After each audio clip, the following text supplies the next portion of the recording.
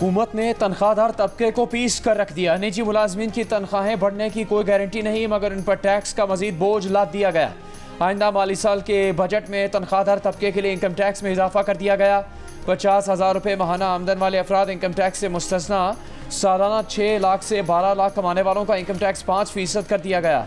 1 लाख रुपए तक माहाना आमदन पर इनकम टैक्स 5% कर दिया गया। माहाना इनकम टैक्स 1250 से बढ़ाकर 2500 रुपये कर दिया गया। सालाना 12 लाख से 22 लाख रुपये आमदन पर टैक्स 15% कर दिया गया। माहाना 1,83,344 रुपये तनख्वाह वालों पर इनकम टैक्स 15% लगा दिया गया। इन अफराद का इनकम टैक्स 11,667 से बढ़ाकर 15,000 रुपये माहाना कर दिया गया। सालाना 22 लाख से 32 लाख रुपये आमदन पर टैक्स 25% कर दिया गया। माहाना 2,67,667 रुपये तनख्वाह पर टैक्स 25% कर दिया गया। इन अफराद का इनकम टैक्स 28,770 से बढ़ाकर 35,834 माहाना कर दिया गया। सालाना 32 लाख से 41 लाख रुपये आमदन पर 30% टैक्स आयद। माहाना 3,41,667 तक तनख्वाह पर टैक्स 30% कर दिया गया। इन अफराद का टैक्स 47,408 रुपये से बढ़कर 53,333 रुपये माहाना हो गया। सालाना 41 लाख रुपये तनख्वाह पर 35% टैक्स लागू किया जाएगा। सरकारी मुलाजमीन को बड़ा रिलीफ। ग्रेड 1 से 16 के मुलाजमीन की तनख्वाहों में 25%, ग्रेड 17 से 22 तक के मुलाजमीन की तनख्वाहों में 20% इजाफे की तजवीज़। हुकूमत का कम से कम माहाना तनख्वाह 32,000 रुपये से बढ़ाकर 37,000 रुपये करने का फैसला। रिटायर्ड सरकारी मुलाजमीन की पेंशन पर आइंदा माली साल के दौरान पेट्रोल और डीजल महंगा होने का खदशा। लेवी फी लीटर 20 रुपये बढ़ाने की तजवीज़। सिगरेट की कीमत बढ़ेगी। सीमेंट पर टैक्स 2 से 3% हो गया, इसके दाम ऊपर जाएंगे। नए रिहायशी और कमर्शियल प्लॉट्स की खरीदारी पर टैक्स बढ़ गया। इंपोर्टेड, हाइब्रिड और इलेक्ट्रिक गाड़ियाँ महंगी होंगी। टेक्सटाइल और लेदर की ब्रांडेड वस्तुआत की कीमतें भी ऊपर जाएंगी। 50,000 रुपये से ज़्यादा माहाना तनख्वाह पाने वालों पर इनकम टैक्स बढ़ा दिया गया। जायदाद खरीदने वाले नॉन फाइलर्स पर भी टैक्स बढ़ेगा। मकामी तौर पर बनने वाले सोलर पैनल सस्ते होंगे। दरामदी स्टील और कागज़ महंगा होगा।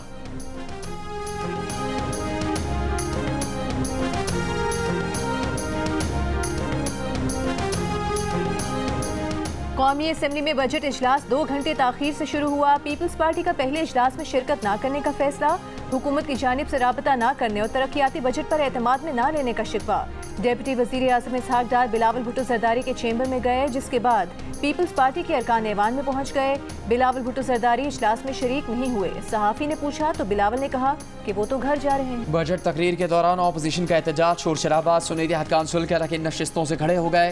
बजट दस्तावेजात फाड़कर कागज हवा में बिखेर दिए। सुन्नी देहात काउंसिल के अरकान ने स्पीकर डाइस के सामने बानी पीटीआई की तस्वीर लेकर एहतजाज किया। बजट तकरीर शुरू हुई तो नून लीग के अरकान ने वज़ीर आज़म शहबाज शरीफ को हिफाजती हिसार में ले लिया। PIA को बेचने के लिए अगस्त के पहले हफ्ते में बोलियां वसूल कर लेंगे। वजीर खजाना का ऐलान। कहा कि इस्लामाबाद एयरपोर्ट की आउटसोर्सिंग के लिए बोलियां भी 15 जुलाई तक वसूल हो जाएंगी। कराची और लाहौर एयरपोर्ट की आउटसोर्सिंग कुछ माह बाद होगी। Roosevelt hotel, house building finance corporation और फर्स्ट वुमेन बैंक को भी बेचा जाएगा। बिजली पैदा और तकसीम करने वाली 9 कंपनीज भी बेच दी जाएंगी।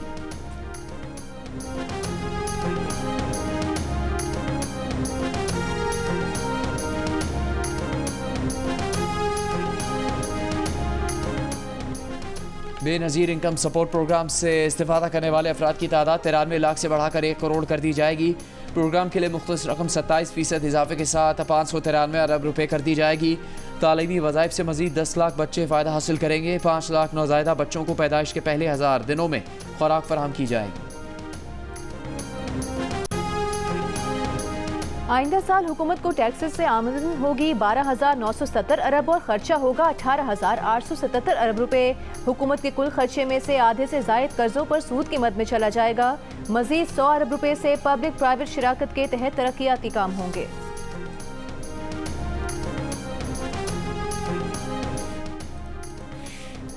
$8,500 अरब रुपये खसारे का बजट पेश। टैक्स वसूलियों का हदफ 12,970 रुपये। सूद की अदायगियों के लिए 9,775 अरब रुपये मुख्तस। हुकूमत को नॉन टैक्स वसूलियाँ 4,845 अरब रुपये होने की तवक्को।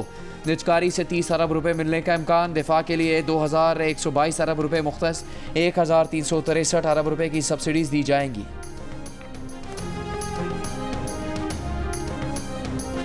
$274 अरब रुपये कर्ज के साथ 1,400 अरब रुपये का फेडरल डेवलपमेंट बजट। जारी अखराजात का हदफ 17,203 अरब रुपये। सिविल हुकूमत के लिए 839 अरब रुपये, जबकि इमरजेंसी के लिए 313 अरब रुपये मुख्तस। आपकी कितनी तनख्वाह है, माहाना और सालाना टैक्स कितना कटेगा, जियो कैलकुलेटर सब बताएगा, तमाम आदाद और शुमार दिखाएगा।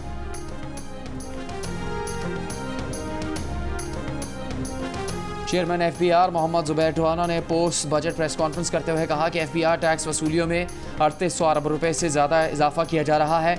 पॉलिसी और इन्फोर्समेंट के जरिए 1800 अरब रुपए के टैक्सेस जमा किए जाएंगे।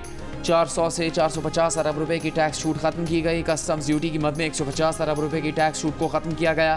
तनख्वाहदार तबके पर 75 अरब रुपए का टैक्स बोझ डाला गया है। गैर तनख्वाहदार तबके पर टैक्सेस का बोझ 150 अरब रुपए का होगा। गैर मनकुला जायदाद पर 5% एक्साइज ड्यूटी लगाई गई है। प्लॉट्स और कमर्शियल प्रॉपर्टीज़ पर भी एक्साइज ड्यूटी लगाई गई है। एक्सपोर्ट्स को नॉर्मल टैक्स रिजीम में लाया जा रहा है। रिटेलर्स पर विद होल्डिंग टैक्स की शरह को बढ़ाया गया है।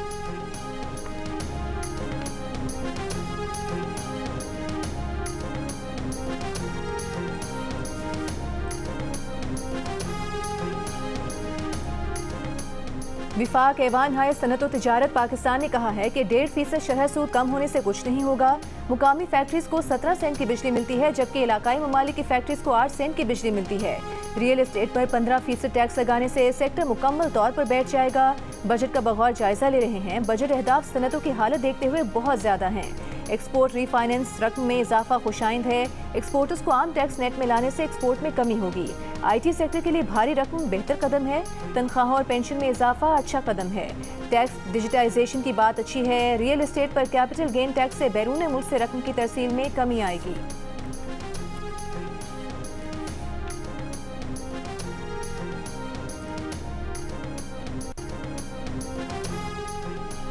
साबिक वज़ीर ख़जाना मिफ्ता इस्माइल और साबिक चेयरमैन एफबीआर शब्बर जैदी ने बजट पर हुकूमत को आड़े हाथों ले लिया। जियो न्यूज़ की खुसूसी नशरियात में गुफ्तगू करते हुए शब्बर जैदी ने कहा, मालूम नहीं 40 साल से एक्सपोर्ट्स पर 1% टैक्स यकजंबिश कलम से बढ़ाकर 40% करने का नुस्खा किस हकीम ने दिया।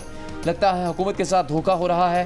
ब्यूरोक्रेसी चाहती है कि हुकूमत को आवाम के सामने शर्मिंदगी का सामना हो। साबिक वज़ीर ख़जाना मिफ्ता इस्माइल बोले, उन्हें बड़े एक्सपोर्टर्स से टैक्स लेने में इतना मसला नहीं, लेकिन बजट में तनख्वाहदार तबके पर टैक्स का बोझ बढ़ा दिया गया। तवक्को थी कि रिटेलर्स को टैक्स नेट में लाया जाएगा, लेकिन ऐसा नहीं हुआ।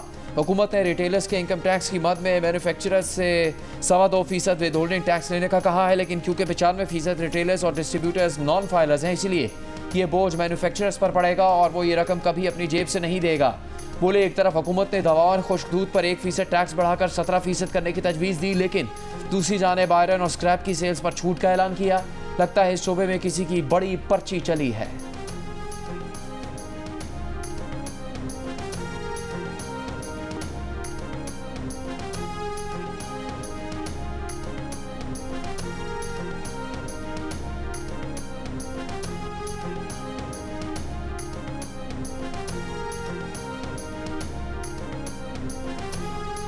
वज़ीर आज़म शहबाज शरीफ का कहना है कि मुल्क दिवालिया करने के ख्वाब देखने वालों की साजिशें धरी की धरी रह गईं।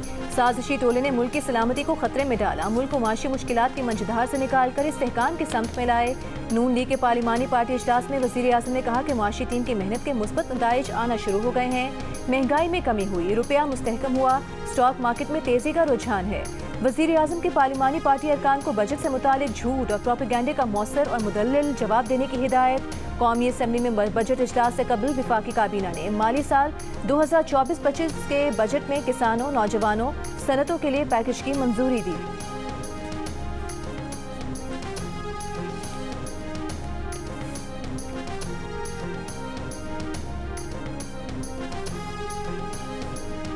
पंजाब हुकूमत का यंग डॉक्टर्स एसोसिएशन के दबाव में न आने का फैसला। ज़राए पंजाब हुकूमत के मुताबिक एहतजाज करने वाले डॉक्टर के खिलाफ महकमा कार्रवाई की जाएगी। अस्पतालों में डॉक्टर्स, नर्सेज, तिब्बी अमले की हाजिरी यकीनी बनाने के लिए बायोमेट्रिक सिस्टम नस्ब किया जाएगा। वज़ीर आला पंजाब मरीम नवाज का सूबे को जाली, गैर मयारी और नाकिस अद्वियात से निजात दिलाने का फैसला। मेडिकल स्टोर्स की जदीद टेक्नोलॉजी और जियो टैगिंग से निगरानी पर सख्त अमल दरामद की हिदायत। जाली, गैर मयारी और नाकिस दवाएँ बेचने वालों को सजाएँ देने का फैसला। वज़ीर आला ने कहा, सेहत के तमाम महकमों में इमरजेंसी में दवाई, सफाई, डॉक्टर, तिब्बी अमले और इलाज की मयारी सहूलियात पर कोई समझौता न किया जाए। निज़ाम को ठीक करने के लिए हर सतह पर जज़ा और सज़ा को शामिल करना पड़ेगा।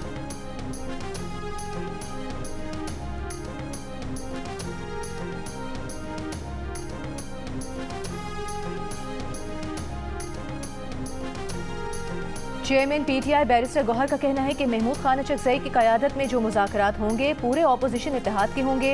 बानी पीटीआई काफ़ी पहले ही सियासी बातचीत की हिदायत कर चुके थे। मौलाना फजल रहमान से पीटीआई के मुज़ाकरात आगे बढ़ रहे हैं। बानी पीटीआई की जमानत का कोई इशू नहीं है। पीटीआई और जेयूआई का इंतखाबी धांधली पर मौक़िफ़ एक है।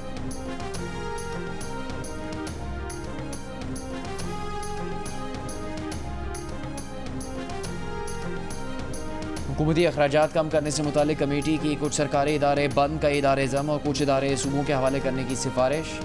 वज़ीर आज़म की ज़ेर सदारत इजलास में इब्तदाई रिपोर्ट पेश कर दी। कमेटी की रिपोर्ट के मुताबिक 1 साल से ज़्यादा खाली असामी ख़त्म करके कौमी पैसा बचाया जाए। नए भर्ती सरकारी मुलाजमीन की कंट्रीब्यूटरी पेंशन का निज़ाम लाया जाए। सरकारी इदारों में सर्विसेज की फराहमी के लिए निजी शोबे की खदमात ली जाए।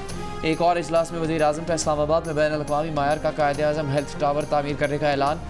कौमी वजारत सेहत की लेबॉर्ट्रीज़ के मयार और कारकर्दगी, ड्रग रेगुलेटरी अथॉरिटी का थर्ड पार्टी ऑडिट करवाने की हिदायत।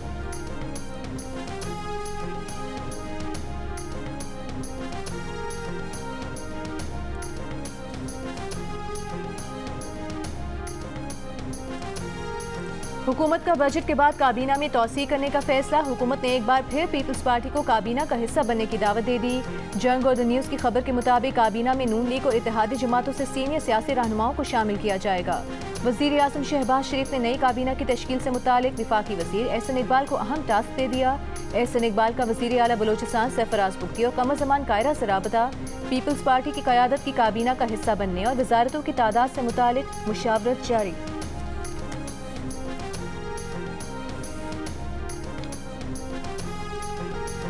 पाकिस्तान T20 वर्ल्ड कप के सुपर 8 मरहले में कैसे पहुंचेगा? आज अमेरिका का मुकाबला भारत से है।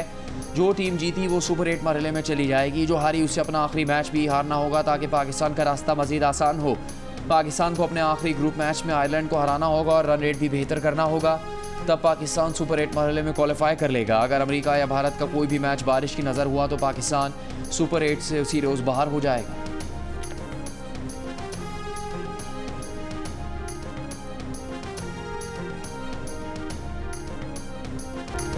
भारत से शिकस्त पर 2 रोज पहले चेयरमैन पीसीबी मोहसिन नकवी ने क्रिकेट टीम में बड़ी सर्जरी का ऐलान किया।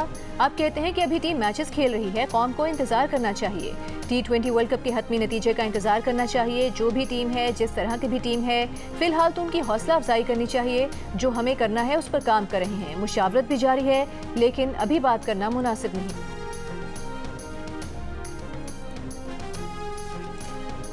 पाकिस्तान की सबसे खूबसूरत फिल्म द ग्लास वर्कर का फ्रांस में शानदार world premiere.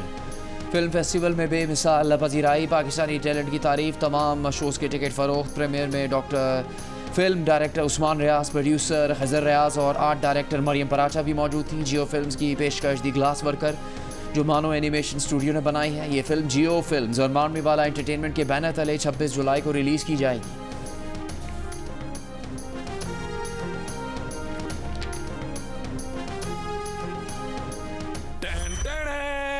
The Donkey King is back. सारे बाबा डैडी अब्बू पप्पा तैयार हो जाएं। हाँ ना, क्योंकि फादर्स डे 16 जून रात 9 बजे हम करने जा रहे हैं एक खास ऐलान। और हाँ, ये जिक्र बेशक बाप का है, लेकिन हम ये ऐलान किसी दबाव में आगे नहीं कर रहे। अरे बाप रे। और द डोंकी किंग वापस आ गया। मंगू करने जा रहा है 16 जून फादर्स डे पर बड़ा ऐलान। मंगू कहता है कि इस ऐलान के लिए उस पर कोई दबाव नहीं। ऐलान क्या होगा, जानिए फादर्स डे 16 जून रात 9 बजे जियो न्यूज़ पर।